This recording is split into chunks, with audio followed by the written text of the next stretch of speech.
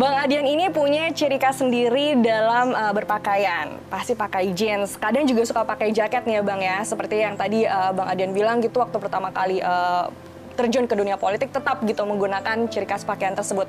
Sebenarnya pesan apa sih Bang yang ingin disampaikan lewat gaya berpakaian Bang Adian itu?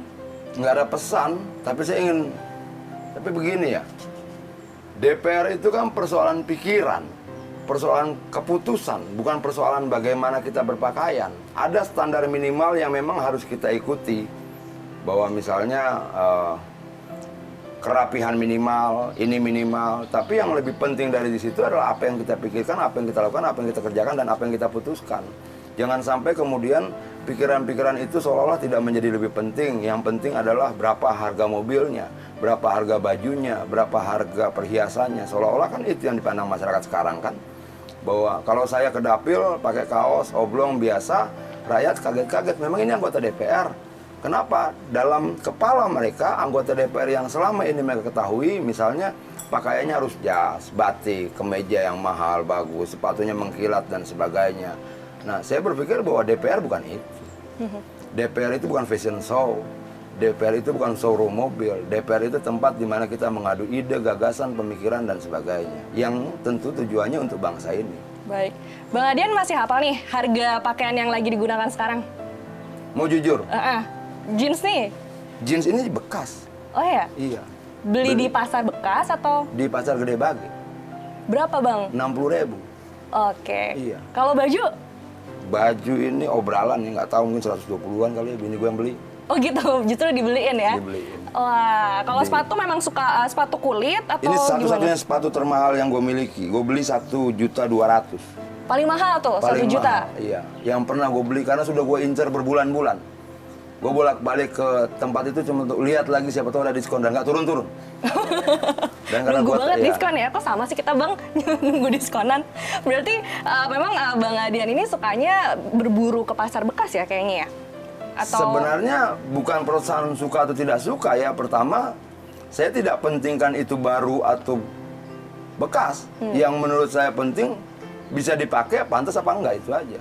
Oh, gitu. Pelantikan pertama saya jadi anggota DPR, saya beli jas di Gede Bage di Bandung, 80.000, dan saya tidak kehilangan jabatan karena pakaian bekas itu kan.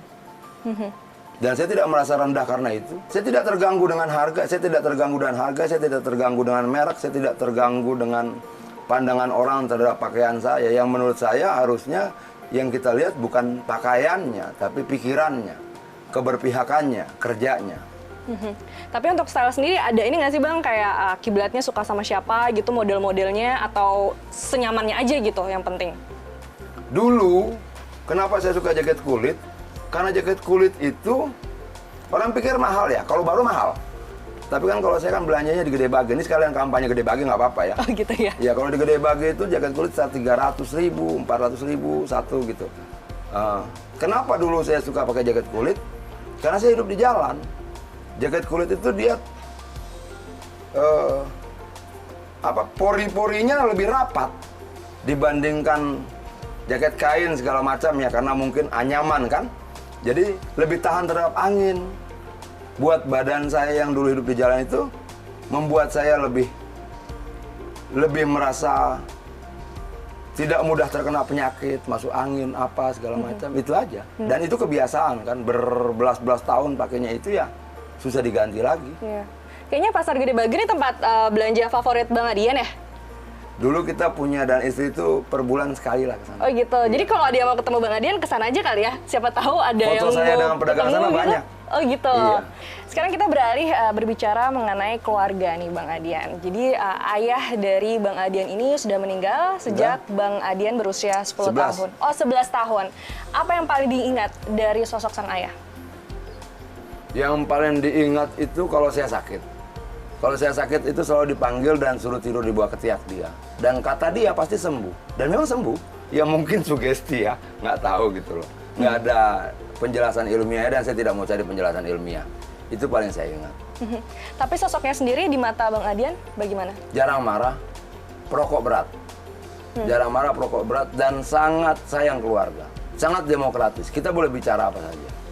Tapi pernah ada nasihat gitu Bang, dari sang ayah untuk Bang Adian gitu, untuk bagaimana nih menjalani kehidupan seharusnya? Yang dulu pernah dia bilang, kita bisa kehilangan banyak hal, tapi jangan pernah kehilangan hati kita. Apa hati itu selalu menjadi bagian dari pertimbangan dalam persentase tertentu untuk mengambil keputusan. Baik, Bang Adian, kalau misalnya sudah tidak terjun lagi nih ke dunia politik, Bang Adian mau ngapain? Jalan-jalan sama istri. Kemana, Bang? Aktivitas saya membuat saya tidak terlalu intensif dan sering ketemu anak dan istri.